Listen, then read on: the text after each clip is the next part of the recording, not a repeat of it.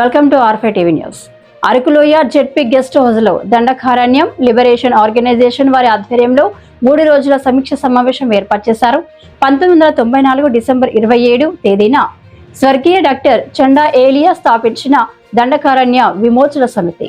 ఈ సమావేశం ముఖ్య ఉద్దేశం డిఎల్ఓ 31వ ఆవిర్భావ దినోత్సవ సందర్భంగా ఆదివాస హక్కుల పరిరక్షణకై కృషి చేస్తామని పలువురు వక్తలు తెలిపారు. ఈ సందర్భంగా మాట్లాడుతూ స్వయం పరిపాలన అనగా ప్రత్యేక గుర్తింపు మాకు కావాలని, అలాగే 5వ షెడ్యూల్ పక్కాగా అమలు చేయాలని, పర్యావరణ పరిరక్షణ నామమాత్రంగా జరుగుతుందని, 5వ షెడ్యూల్ 6వ షెడ్యూల్ ప్రభుత్వాలు అమలు చేయాలని, 5వ షెడ్యూల్ ప్రాంతాలను స్వయం పాలన ఆదివాసీ ప్రాంతాలుగా ప్రకటించాలని సాధన కొరకే డిఎల్ఓ పనిచేస్తుందని వారు తెలిపారు.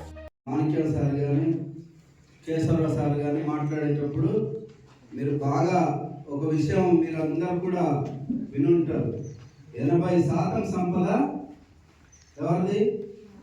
80% సంపద ఏ విధంగా అన్నది నేను కొంత స్టడీ చేశాను. దాని గురించి మీకు చెప్తాను. దయచేసి అవకాశం ఉన్న వాళ్ళు రాసుకోండి. ఎందుకంటే మీరు కూడా 80% అని అంటే ఎలాగ 80% అంటే మీ దగ్గర భారతదేశ ఆదివాసుల ఐక్యత, భారతదేశ ఆదివాసి స్వయం పాలన పోరాటాలు, ఆదివాసులు ప్రత్యేక స్వయం పాలన రాష్ట్రాలను ప్రత్యేక స్వయం పాలన రాష్ట్రాలను దండకారణ్య విమోచన సమితి జై డిఎల్ఓ.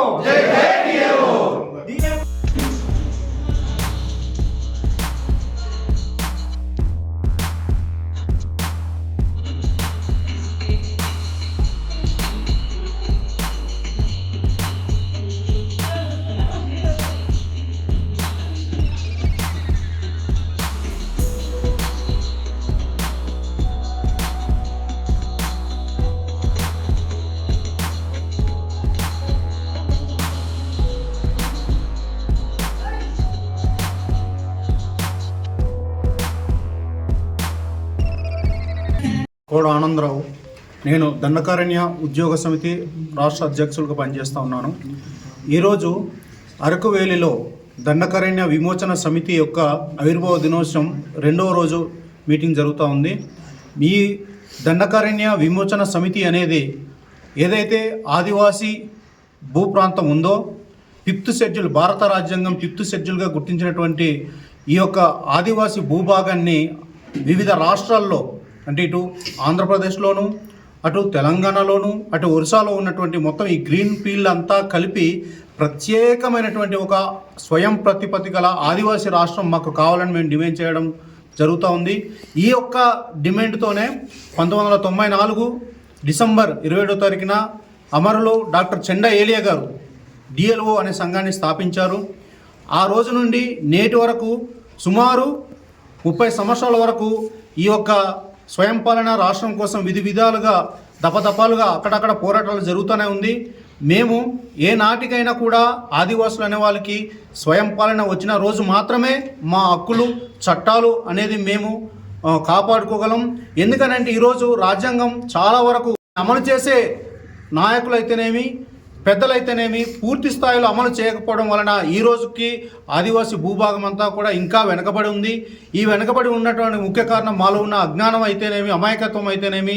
మా పేరు చెప్పుకొని చాలామంది అభివృద్ధి పొందుతున్నారు, కానీ మేము మాత్రమే ఇంకా వెనకబడిపోతున్నాం. మరి ముఖ్యంగా మా డిఎల్ఓలో మేము పరిశీలించగా ఆదివాసీ భూభాగంలో సుమారు 80% ఆదాయం ఇక్కడ నుంచే రాష్ట్రానికి కేంద్రానికి వెళ్తూ ఉంది.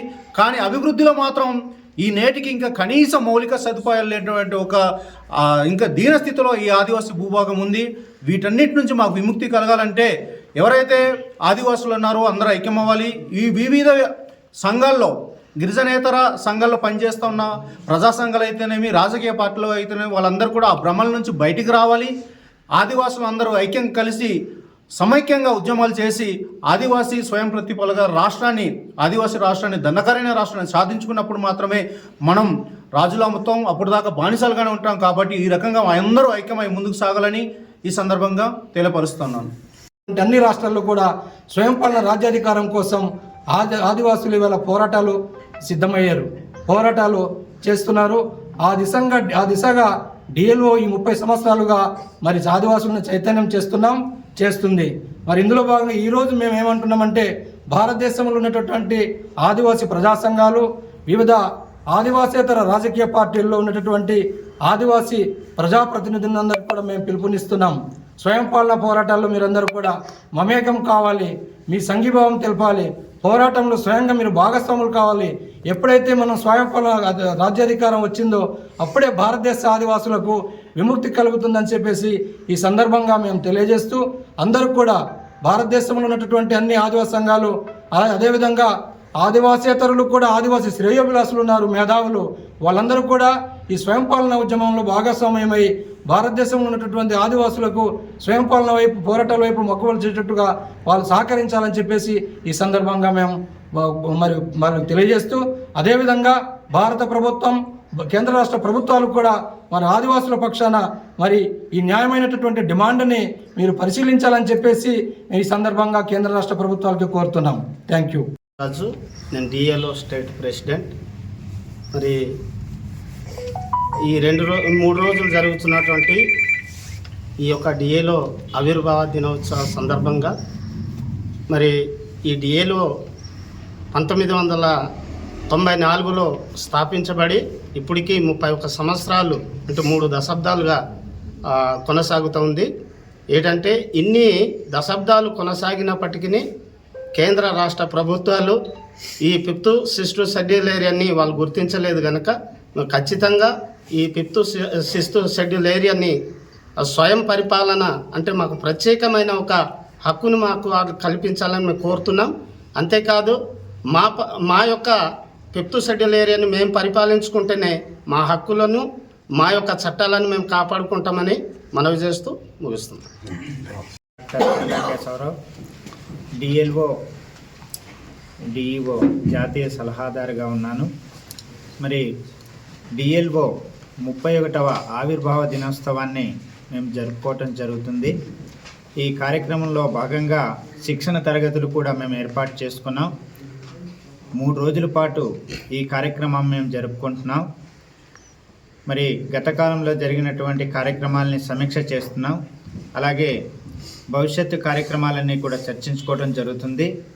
అలాగే ప్రజెంట్ సిచ్యువేషన్ ప్రకారం స్వయం పాలన అధికారం అనేటటువంటిది ఆ ఉద్యమాన్ని దేశవ్యాప్తంగా చేయాలని చెప్పేసి, అలాగే స్వయం పాలన రాష్ట్రాలు 5వ షెడ్యూల్ ప్రాంతంలో ఏర్పాటు చేయాలనేటటువంటి ప్రధానమైన లక్ష్యంతో దండకారణ్య విమోచన సమితి దేశవ్యాప్తంగా పోరాటం చేయటం జరుగుతుంది.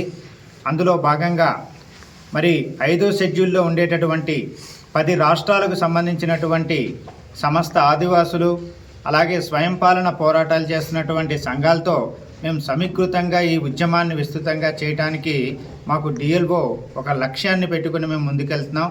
ఆ ఉద్దేశంతోనే ఈరోజు మేము అందులో భాగంగా మా యొక్క ప్రాంతాన్ని కూడా రక్షించుకోవాలనేటటువంటి భాగంలో వెళ్తున్నాం. అడవులు కానివ్వండి, నీరు కానివ్వండి, లేకపోయినట్లయితే మా భూములన్నీ కూడా ఈరోజు మాకు రక్షించుకునేటటువంటి పరిస్థితి ఉంది.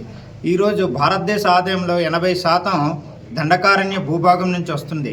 కానీ ఆదివాసుల అభివృద్ధికి ఎంత ఖర్చు చేస్తున్నారు, అదేవిధంగా ఈ ప్రాంతానికి సంబంధించినటువంటి పర్యావరణ పరిరక్షణలో ప్రభుత్వాలు ఎంత మేరకు ఉన్నాయనేసి ఆలోచించినట్లయితే చాలా నామమాత్రంగా జరుగుతుంది.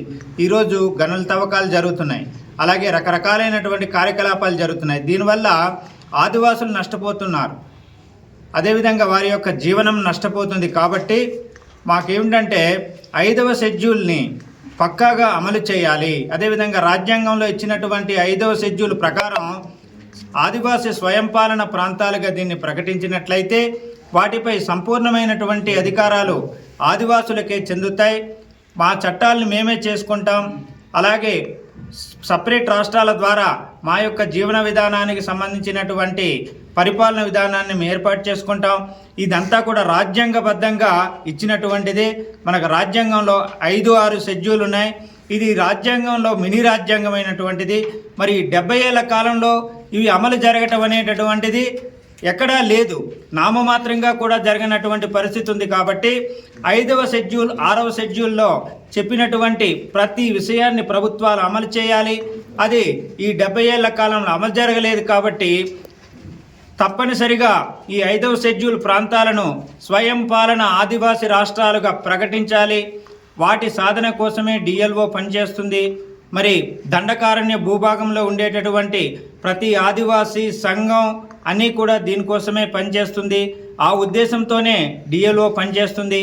అందులో భాగంగానే మరి 1994లో ఆ అమరుడు మరి ఆ ఏజెన్సీకి సంబంధించినటువంటి ట్రైబల్ సంబంధించినటువంటి జిఎస్యు, ఓపీజీఆర్, డిఎల్ఓ సంస్థలు స్థాపించినటువంటి చెండా ఏలియా గారి యొక్క ఆశయంతో, లక్ష్యంతో మొత్తం భారతదేశ వ్యాప్తంగా ఆదివాసులను సమైక్యం చేసి మరి రాజ్యాంగపరమైనటువంటి స్వయం పాలన అధికారాన్ని పొందాలనేటటువంటి ఉద్దేశంతో మేము చేస్తున్నాం. అందులో ఈరోజు ఈ మరి 31వ డిఎల్ఓ దండకారణ్య ఉద్యోగ సమితి జాతీయ కార్యదర్శి ఈరోజు దండకారణ్య లిబరేషన్ ఆర్గనైజేషన్ 31వ ఆవిర్భావ దినోత్సవం గత 2 రోజుల నుండి జరుపుకుంటున్నాం. 3 రోజుల వరకు ఇది కొనసాగుతుంది. ఈ సందర్భంగా భారతదేశ ఆదివాసులకు డిఎల్ఓ శుభాకాంక్షలు తెలియజేస్తున్నాం. మరి 1994 డిసెంబర్ 27న ఏర్పాటు చేయడం జరిగింది. కారణం ఏమిటంటే ఏదైతే భారత రాజ్యాంగం ఉందో రాజ్యాంగంలో రాజ్యాంగమైనటువంటి 5వ షెడ్యూల్ 6వ షెడ్యూల్ ప్రకారం భారతదేశ ఆదివాసులకు భారత పాలకులు, భారత ప్రభుత్వాలు అభివృద్ధి చేయాలని చెప్పేసి 5వ షెడ్యూల్ పేర్కొంటుంది. మరి ఒకవేళ 5వ షెడ్యూల్ ప్రకారం ప్రభుత్వాలు, పాలకులు ఆదివాసులకు అభివృద్ధి చేయటంలో విఫలమైనట్లయితే వారికి స్వయం పాలన రాజ్యాధికారం కట్టబెట్టాలని చెప్పేసి 5వ షెడ్యూల్ భారత రాజ్యాంగమే చెప్తుంది. కనుకనే మరి ఈ దండకారణ్య విమోచన సమితి ఏర్పాటు చేసినటువంటి, స్థాపించినటువంటి డాక్టర్ చెండా ఏలియా గారు ముందుగానే ఊహించి 1994లో అంటే అప్పటికే స్వాతంత్రం వచ్చి 30 ఏళ్ళు దాటినా ఏమాత్రం అభివృద్ధి ఆదివాసులకు నోచుకోలేదు. కనుకనే స్వయం పాలిత రాష్ట్రాలు ఏర్పాటు చేసినట్లయితే ఈ భూభాగంలో, ఆదివాసి భూభాగంలో ఆదివాసి ప్రజలే పాలించుకుంటారు. వారి ఆచార సాంప్రదాయాలు, సంస్కృతి వాళ్ళు కాపాడుకుంటూ వారి యొక్క అభివృద్ధి, వారి ప్రాంతాన్ని ధ్వంసం చేయకుండా, సంస్కృతి ధ్వంసం కాకుండా వాళ్ళే మరి పరిపాలించుకుంటారనే ఒక ఉద్దేశంతో డిఎల్ఓ ఏర్పాటు చేయడం జరిగింది. మరి నేటికి 31 సంవత్సరాలు అయింది. ఈవేళ మరి భారతదేశంలో ఉన్నటువంటి ఆదివాసీ రాష్ట్రాలు అయినటువంటి మరి ఆంధ్రప్రదేశ్, ఛత్తీస్గఢ్, గుజరాత్, హిమాచల్ ప్రదేశ్, జార్ఖండ్, మధ్యప్రదేశ్, మహారాష్ట్ర, ఒడిశా, రాజస్థాన్, తెలంగాణ ఈ ప్రాంతాల్లో 5వ షెడ్యూల్ భూభాగాలు ఉన్నాయి. ఆ రాష్ట్రాల్లో ఉన్నటువంటి 5వ షెడ్యూల్ భూభాగాలన్నింటినీ కూడా స్వయం పాలిత ప్రాంతాలుగా ప్రకటించాలి, రాష్ట్రాలుగా ప్రకటించాలని చెప్పేసి డిఎల్ఓ ముందుకెళ్తుంది.